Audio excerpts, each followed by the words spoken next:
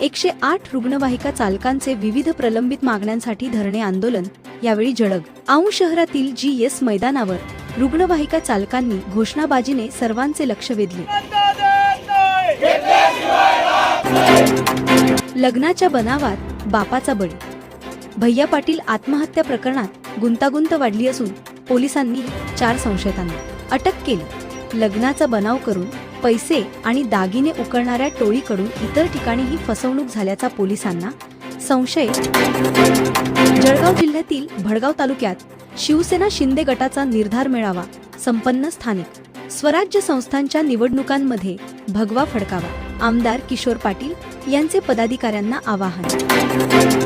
केंद्रीय राज्यमंत्री रक्षा खडसे यांच्या हस्ते उत्कृष्ट कामगिरी करणाऱ्या खेळाडूंचा सन्मान.